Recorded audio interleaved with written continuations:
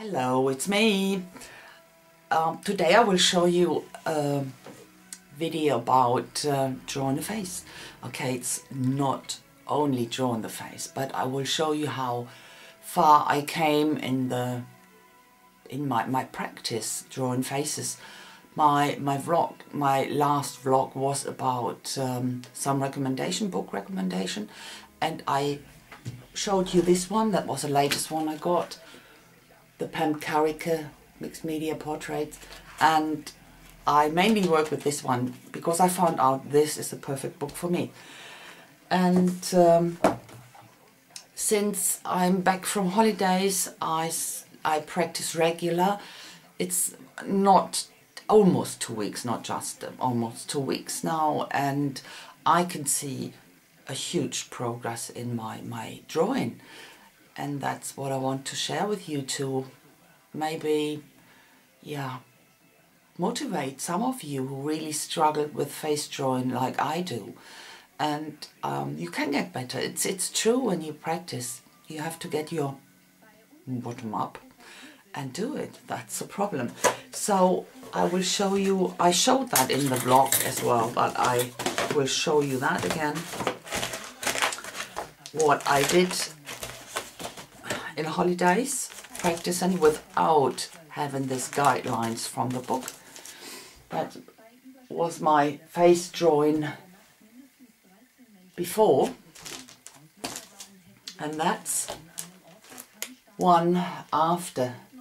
That's one of my first ones using the guidelines in the book, and I think that's a huge difference, isn't it? Okay, I still struggle with hair. I quite like boldies, come on. And it's something, I don't know, it's so intimidating for me to draw hair. I don't know why. It can ruin the whole face when you're drawing the wrong hair. And look like this. It looks awful, doesn't it? Or this. The face was quite okay until I started drawing hair on that. You know, without the hair, it's not bad. And then, I don't know. It's something I really have to practice.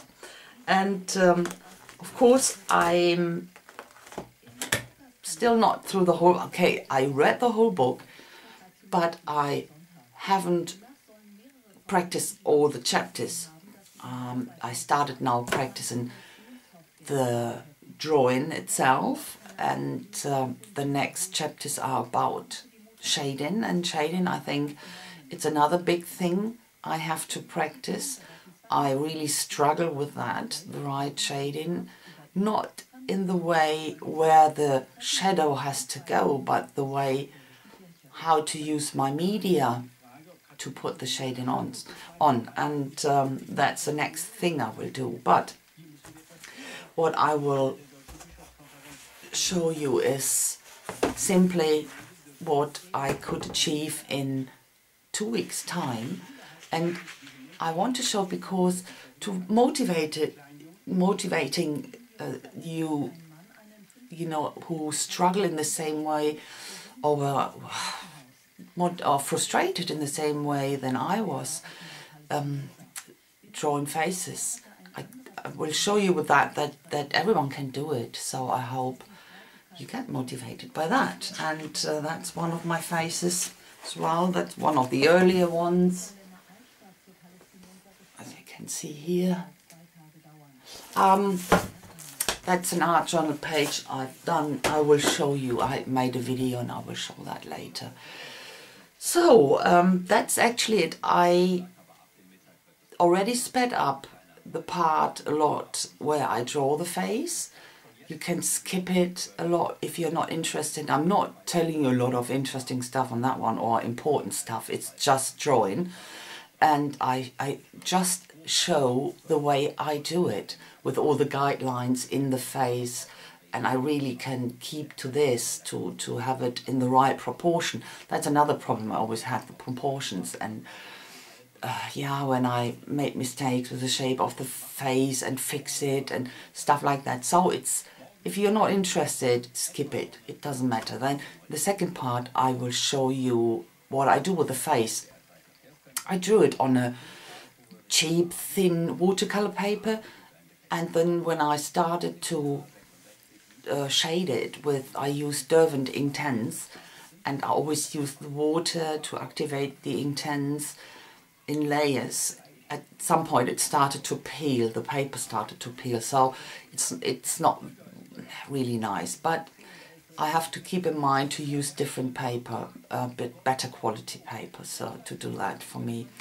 And then I had an idea in my mind what I can do with this face, but it was on the paper, it was on the wrong place, it was on the bottom, and I had the idea it had to be on the top of the page. So I cut it out and made this mixed media painting. I will show you. I worked on a cardboard again, you know, this multi-layer cardboard we get. I've done some stuff on that already and have a video up. It's really fantastic to work on that, and why should I waste that stuff? It's really sturdy, fantastic, not a real huge difference to wood panel, for example. So I work on that, and I had a lot of fun doing that, and I hope you will have fun watching that. Thanks so far, and I will see you in a minute. So I'm back now, and here I start with the drawing. You can see I draw the face shape down, and then these guidelines. And this is a really important part to me, as I said, to get the right proportion. But even though I struggle, but it's, as I said, practice, practice, practice. With this face, the nose goes a bit wrong, but there's always tiny bits I criticize myself, but it's okay. I will make it better next time. And of course, erasing a lot. I was really unhappy about the face shape, and I will fix that again and again and again, because a lot of my faces, when I practice, they end up as baby faces. They're always very round. Looks cute, but do I want that? No. So you can see me, my fingers are going, what's wrong, what's wrong? It's the face shape. Yeah, got it. So much better now. I use here from Kohinoor watercolor graphite, go over the lines, and use the water tank brush to activate it, and it gives much more structure and substance, I think. That's what I really like to use, and go around all the shapes. And the next step is the Derwent Intense.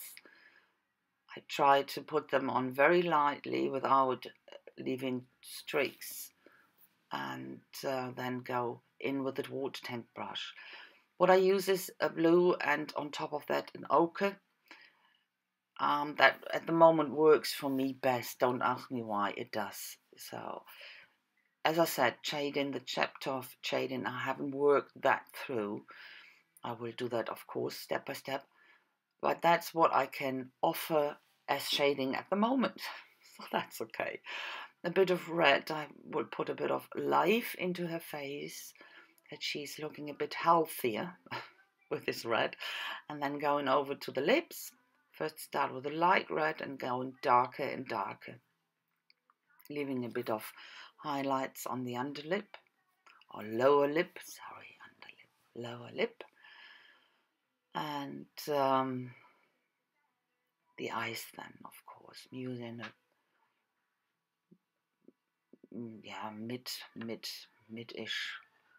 mid-darkish blue, and with the black, I go out a bit with the black and spread it into the blue a bit to let it look more realistic. Yeah, sort of. So, and now the hair. Oh gosh, I was so frightened about this part. But I think this time I can live with that. It's not that bad. And normally when I start to draw hair, it starts to look awful. It makes the whole drawing, or yeah, useless. It makes it completely useless, I think. So I think this is sort of okay. I think my problem is that I have problem with the hairline, you know. I always get that wrong, too low or too high, and this is sort of okay. And I use a lot of different light and brown shades from the Intense, and that at the end was the finished face. So, and as I said, I cut it out to use it on this cardboard panel. I start with all the dilution paint and with the lemon zest. Next one is this squeezed orange and the fresh lime and the cut grass. That's the cut grass you can see at the moment. And then at the end, at the last bit, a hint of red here and there. Not a lot. So, and I changed camera angle, as you can see here. These are stems I will use for texture. Because the panel is so long, I changed the camera angle that I don't have to shift the panel up and down. It annoyed me, and it would have annoyed you, I know that. So it is not that close, and you won't see everything very exact, but I hope you are fine with that at the moment. And I will go on when I have this really big panels or canvases or pages. I will do this angle. It is so much more relaxed for. So I spread out more of the dilution paint, put a bit of white gesso sort of in the middle, and drew this flower pot. And I put some gesso on top to get a coverage when I go over with this paint. This is actually, at the moment, one of my favorite paint. It's from Amsterdam, the greenish blue. I love this color so much. It is fantastic. And inside with different brown shades to get the soil. And this is a stencil by Dine Reveille. And I use modeling paste, go over half the pot. So, and this is one stencil I will use and will put the face I cut out on top of that. This is Magnolia stencil from Viva, and it's a set of 5, I think. I will use two of them, and I really like the stencil set. It's absolutely beautiful. It shows magnolias in different states of blooming, so really beautiful. This is a stencil I made myself with a burning tool, and I will use this on both sides of the pot, and here a single twigs on that side. And I put everything first down with gesso to get rid that the background is not looking through, of course. So this is the other part of this Magnolia stencil that goes into the middle as well with gesso, as I said, and I will cover that with paint later.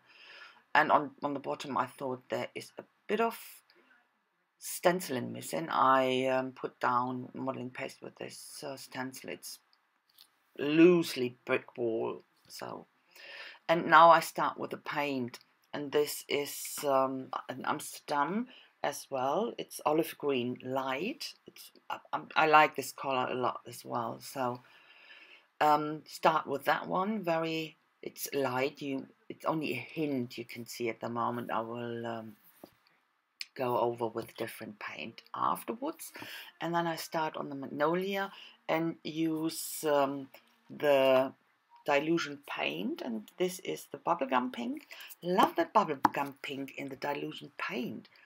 As I said before, I never liked it in the sprays, but in this paint it's so beautiful, absolutely fantastic. Like it a lot.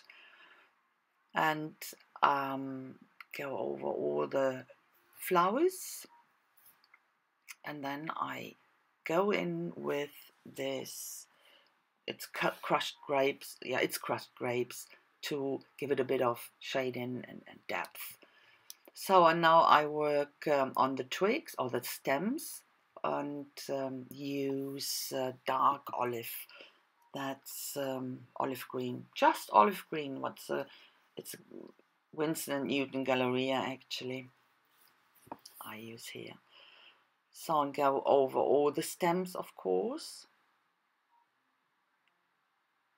So in the next step I had to get a stem down to the pot from the upper flower, and that's what I do first with gesso, as I said first, to get rid of the background, have a nice coverage, bit of white in the magnolia leaves, and then I start to outline everything, the whole shapes. I go around with my Signo or Uniball, not Signo, with my Uniball eye to outline everything, because this pen is really fantastic. You can almost write on every surface, so it's really great. So for the bricks down there I use Viva Gold, Inca Gold, the chocolate one, and for the pot, the bubbles, I use the turquoise.